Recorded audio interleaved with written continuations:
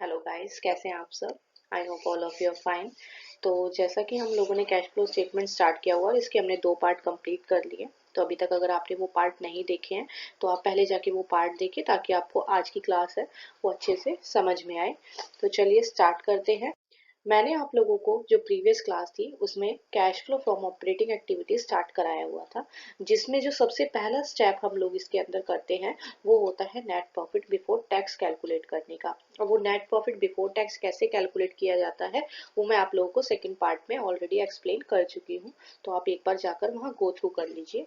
उसके बाद हम लोग net profit before tax calculate करने के बाद में अब आगे का हम लोग अपना स्टार्ट करेंगे। देखिए, इसमें जो सबसे पहले आपने जैसे अभी निकाला है, एक सेकंड में पेन ले लेती हूँ। यस। तो सबसे पहले जैसे मैंने आपको बताया था कि आपके पास में क्या काम होता है कि आपको नेट प्रॉफिट से किस पर जाना है, ऑपरेटिंग प्रॉफिट पे।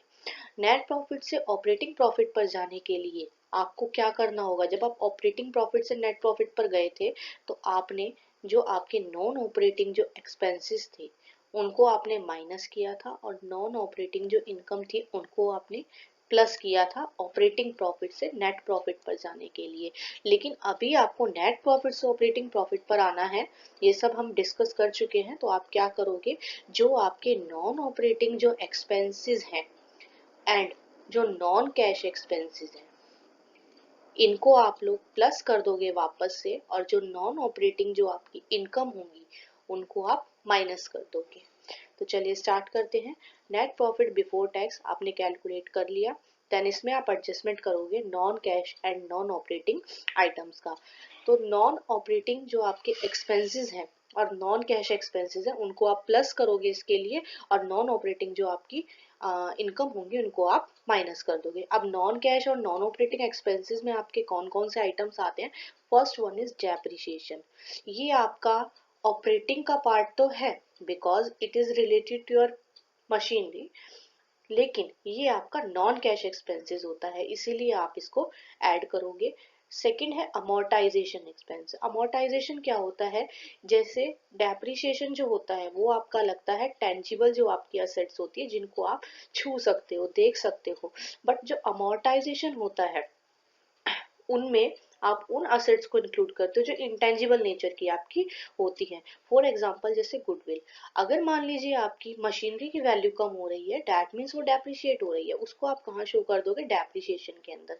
लेकिन अगर आपकी गुडविल की वैल्यू कम हो रही है तो वो आपका अमोर्टाइजेशन के अंदर आता है। तो सिर्फ ओनली यही डिफरेंस है दोनों में। नेक्स्ट है आपका अमोर्टाइजेशन जो होता है वो आपका नॉन कैश भी है और नॉन ऑपरेटिंग भी है। ऑपरेटिंग मैंने आपको बताया था जो आपका डायरेक्ट प्रोडक्शन से रिलेटेड होता है, नॉन ऑपरेटिंग जो आपका डायरेक्ट प्रोडक्शन से रिलेटेड नहीं होता। नेक्स्ट आता है आपका इंटरेस्ट। ये भी आपका नॉन ऑपरेटिंग का पार्ट होता है, क्योंकि आप मान लीजिए आपने कोई लोन वगैरह अगर लिया हुआ है और आप उस पर इंटरेस्ट पे कर रहे हो तो उसका प्रोडक्शन से कोई लेना देना नहीं है, तो इसीलिए आप इसको वापस से ऐड कर दोगे। Underwriting commission, share issue expenses, ये दोनों ही आपके नॉन ऑपरेटिंग के पार्ट है। कैश में तो हो रहे हैं ये expenses but these are a part of non operating. Next है loss on sale of fix asset. अगर मान लीजिए आपने कोई फिक्स एसेट सेल की है, उसको सेल करने पे कोई लॉस हो रहा है तो वो आपका non cash and non operating का पार्ट होगा, इसीलिए आप इसको भी वापस क्या कर दोगे, ऐड कर दोगे। देन उसके बाद में अब जैसे आपने नॉन ऑपरेटिंग जो एक्सपेंसेस और नॉन कैश एक्सपेंसेस को प्लस किया, तो अब आप नॉन ऑपरेटिंग जो इनकम होगी उसको आप माइनस कर दोगे। तो नॉन ऑपरेटिंग इनकम के अंदर आपका rent, dividend, commission and interest, ये सारी की सारी जो इनकम है इनको आप माइनस कर दोगे, क्योंकि ये आपका ऑपरेटिंग का पार्ट नहीं है। ठीक है। तो फाइनली आपके पास आ जाएगा operating profit before working capital changes, ये आपके पास में आ जाएगा। आई थिंक यहाँ तक आपको क्लियर हो गया। एक बार फिर से हम लोग इसको रिवाइज कर लेते हैं। सबसे पहले आपको फाइंड करना है cash flow from operating activities, जिसके लिए सबसे पहले आप क्या फाइंड करोगे, नेट प्रॉफिट। नेट प्रॉफिट कैसे निकालना है, उसकी एडजस्टमेंट कैसे होगी वो मैं आपको सेकंड पार्ट में क्लियर कर चुकी हूँ। उसमें आप जो है जैसे कि नेट प्रॉफिट है आप उसको डिफरेंट डिफरेंट पार्ट्स में डिवाइड करते हो, transfer to reserve, propose dividend, interim dividend, provision for tax, वो सारी चीजें आपको वापस से प्लस करनी है। और देन उसके बाद आपको net profit before tax calculate करना है।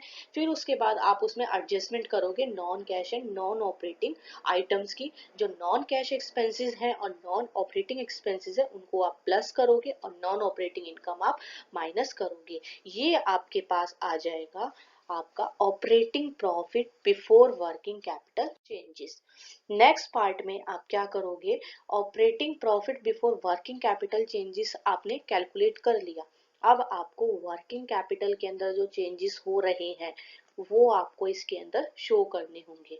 तो देखिए सबसे पहले, क्योंकि वर्किंग कैपिटल का फॉर्मूला क्या होता है, current assets minus current liability, ये आपका वर्किंग कैपिटल का फॉर्मूला होता है। तो इसके लिए आप क्या करोगे, वर्किंग कैपिटल में चेंजेस को शो करने के लिए अगर कोई करंट एसेट्स आपकी डिक्रीज हो रही है, करंट एसेट्स डिक्रीज हो रही है तो उसको आप क्या करोगे, प्लस करोगे। अब करंट एसेट्स अगर आपकी डिक्रीज हो रही है उसको आपने प्लस किया, क्यों किया, इसके पीछे एक रीजन है। देखिए जैसे मान लीजिए मैंने करंट एसेट्स के अंदर आपका एग्जांपल ले लिया है स्टॉक का, ठीक है।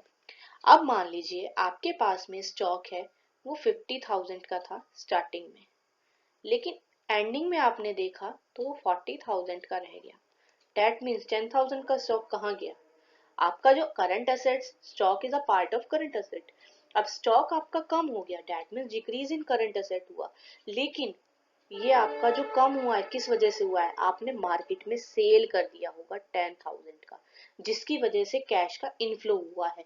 तो इसीलिए आप डिक्रीज इन करंट एसेट्स को क्या करोगे, ऐड करोगे, और इसका जो रिवर्स हो जाएगा इंक्रीज इन करंट एसेट। अगर स्टॉक बढ़ जाएगा दैट मीन्स आपने परचेज किया है, कैश का आउटफ्लो हुआ है, तो इसको आप क्या कर दोगे, माइनस कर दोगे। ऑपरेटिंग एक्टिविटीज का जो कैश फ्लो फाइंड करने के लिए आप ऐसे सारे कैश फ्लो जिनकी वजह से, ऐसी सारी ट्रांजेक्शन जिसकी वजह से कैश का इनफ्लो हो रहा है उनको आप प्लस करोगे, और ऐसी ट्रांजेक्शन जिसकी वजह से कैश का आउटफ्लो हो रहा है उनको आप माइनस करोगे। But the condition is that all the transactions should be related to your operating part, only operating part से वो रिलेटेड होनी चाहिए, ठीक है। अब डिक्रीज इन करंट असेट्स को अगर मान लीजिए आपने प्लस किया, इंक्रीज इन करंट असेट्स को आपने माइनस कर दिया। इसी तरह से आप इंक्रीज इन करंट लायबिलिटी है इनको आप प्लस करोगे और डिक्रीज इन करंट लायबिलिटी को आप माइनस कर दोगे। इंक्रीज इन, फिर से बोल रही हूँ, आप रिपीट कर रही हूँ, डिक्रीज इन करंट असेट्स को अगर आप प्लस कर रहे हो, इंक्रीज इन करंट असेट को आप माइनस करोगे, and increase in current liability को अगर आप प्लस करोगे then decrease in current liability को आप माइनस कर दोगे। आपको सिर्फ एक चीज याद रखनी है, बाकी चीजें उसके अकॉर्डिंग हो जाएगी। फॉर एग्जाम्पल जैसे अगर आपने डिक्रीज इन करंट असेट अगर लिया है, अगर आपने डिक्रीज इन करंट असेट्स अगर लिया है उसको आप प्लस कर रहे हो, तो decrease in current asset plus increase in current liability plus. ऐसे ही डिक्रीज इन करंट असेट अगर आप प्लस कर रहे हो, increase in current asset minus, and decrease in current liability भी आपका माइनस हो जाएगा। देन फाइनली आपका आ जाएगा कैश जनरेटेड फ्रॉम ऑपरेशन। अभी इसमें आप लास्ट एडजस्टमेंट करोगे, टैक्स पेड आप इसमें से माइनस करोगे। टैक्स पेड जितना भी आपने टैक्स पे किया है उसमें से आप जो रिफंड आपके पास आया है, जैसे सपोज आपने 50,000 का टैक्स पे किया था, उसमें से आपका 10,000 रिटर्न हो गया, तो एक्चुअल जो टैक्स आपने पे किया है वो है आपका 40,000 का, तो वो आप इसमें से माइनस कर दोगे। एंड फाइनली जिसका हम लोग वेट कर रहे थे, cash flow and use from operating activities, वो आपका आ जाएगा। देखिए इसमें आपका या तो फ्लो होगा, फ्लो का मतलब आपका इनफ्लो हुआ है, ठीक है, कैश बिजनेस के अंदर आया है। एंड यूज, यूज का मतलब आपका जो कैश है आपने यूज किया है, यानी कि आपका जो है बिजनेस से बाहर गया है, तो कैश फ्लो या कैश यूज आपका ऑपरेटिंग एक्टिविटी से आ जाएगा। और ये जो आपका कैश होगा इसको अब जो आउटर कॉलम होगा, क्योंकि आपके दो कॉलम बनते हैं जो मैंने आप लोगों को चार्ट स्टार्टिंग में शो किया था, इनर कॉलम में ये सारी एडजस्टमेंट करोगे और आउटर कॉलम में आपका फाइनल बैलेंस कैश फ्लो या यूज फ्रॉम ऑपरेटिंग एक्टिविटीज आ जाएगा। फ्लो अगर होगा तो वो आपका पॉजिटिव बैलेंस होगा, यूज का मतलब वो आपका नेगेटिव बैलेंस होगा। एक चीज और याद रखना कि जब आप कैश फ्लो चार्ट बनाते हो तो उसमें जितनी भी आइटम्स हैं जो आपकी माइनस करने वाली हैं उनको आप ब्रैकेट के अंदर शो करोगे। ब्रैकेट का मतलब ही आप नेगेटिव बैलेंस शो कर रहे हो, और अगर मान लीजिए आपकी पॉजिटिव आइटम्स हैं तो उनको आप विदाउट ब्रैकेट शो करोगे। तो ये है हमारा आज की क्लास का topic operating cash flow from operating activities, जो कि मैंने आपको कंप्लीट करा दिया है। अभी जो आपकी जो नेक्स्ट क्लास होगी उसमें आपके अभी दो पार्ट्स और लेफ्ट हैं, cash flow from investing activities and cash flow from financing activities. Next class में मैं आप लोगों को वो दो पार्ट एक साथ कवर करा दूंगी। देन हमारा कैश फ्लो चार्ट है वो कंप्लीट हो जाएगा। उसके बाद हम उसके रिगार्डिंग एक क्वेश्चन सॉल्व करेंगे, तो उसके बाद आपका ये चैप्टर कंप्लीट हो जाएगा। आई होप आपको आज की क्लास अच्छी लगी हो। मैंने मेरा काम कर दिया, अभी आप लोगों को अपना काम करना है, याद है ना? वीडियो को लाइक करना है, शेयर करना है, सब्सक्राइब करना है। आज के लिए बस इतना ही। तो मिलते हैं नेक्स्ट क्लास में। Bye, see you.